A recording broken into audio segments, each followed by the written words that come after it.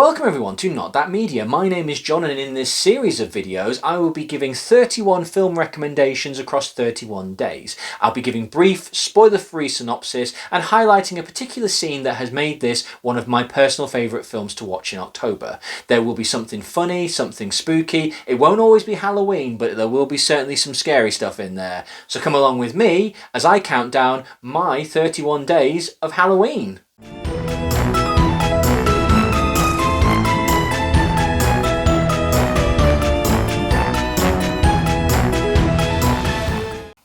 In 1991's The Addams Family, we joined the Addams Family on the eve of the 25th anniversary of Uncle Fester going missing. After a fight between brothers, Uncle Fester leaves the Addams Family and was lost in the Bermuda Triangle. Despite the best efforts of the Addams Family, they are unable to locate or contact Uncle Fester, and it's reaching a time where they believe that perhaps well and truly Uncle Fester is lost.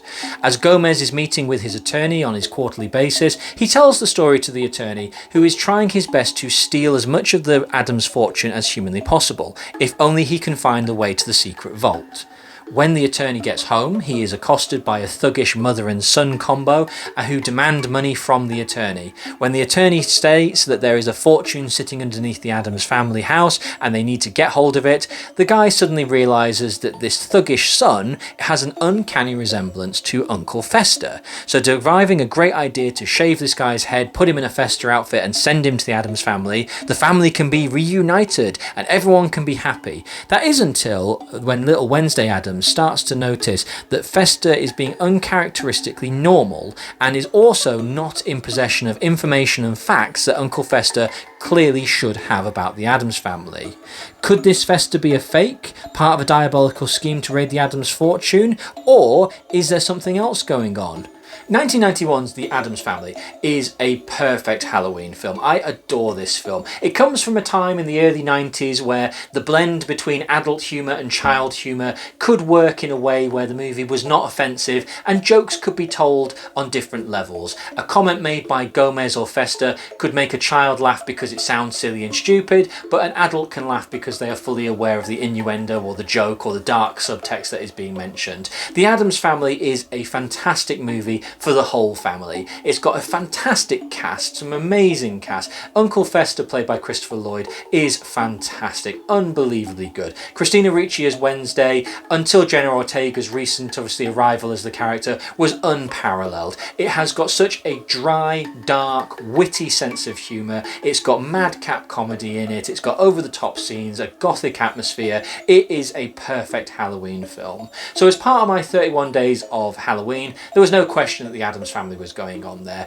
But what scene would I choose in order to give you, the viewer, perhaps you're only familiar with the animated movies, perhaps you're only familiar with Wednesday. What if you go back to the first feature movie? It's not the original Addams Family because there is still the original black and white films of TV show from the early 60s, but that first feature movie, what one scene is in there that I could tell you to watch to truly encapsulate what is going on in that film and the humour behind that film?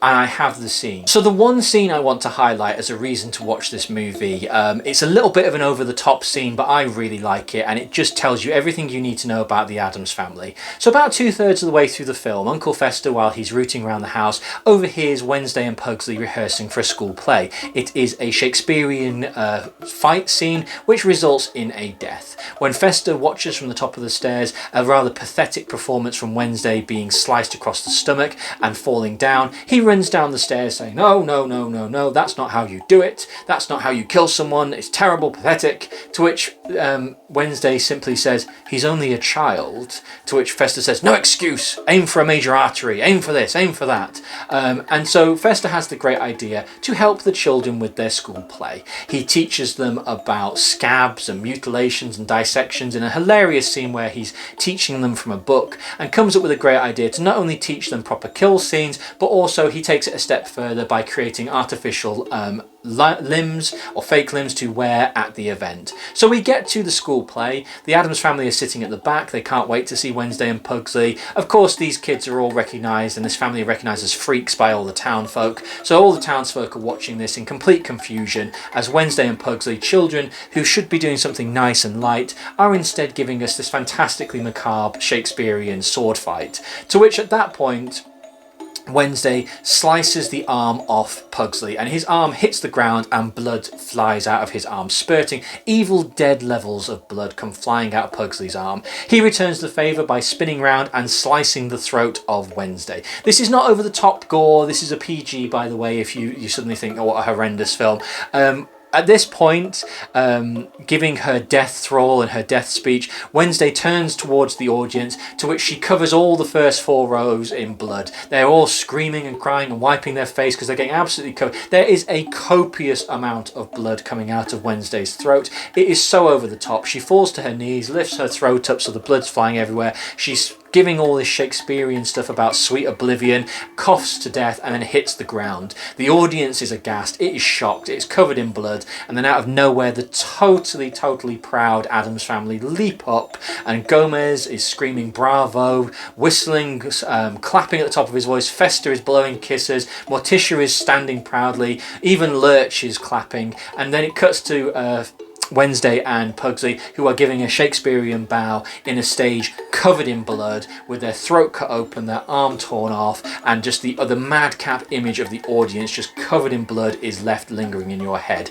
It is a quick scene, it's a minute and a half. It just shows just how you get everything you need in this scene about the Addams family. It is a family in love. It is a family of love. It is a family that is proud of their children, who doesn't see anything wrong with this horrendous macabre scene that they have just performed. And in fact, it's the greatest thing they've ever seen. This is what people should aspire to be. The people outside of the norms. The normal people just sitting there completely confused and aghast. They're the sheep. The Addams family are the people who stand above them, and they have love and happiness, and it is just a perfect family dynamic. Everything you need to know about the Addams family is in that scene. The rest of the film has got a fantastic dry wit, dry humour. Christina Ricci, years before her time, ahead of her time I should say, sorry, with her deadpan comedy. Christopher Lloyd provides such a great performance. Raul Julia as Gomez Addams is a tour de force, and of course Angelica Houston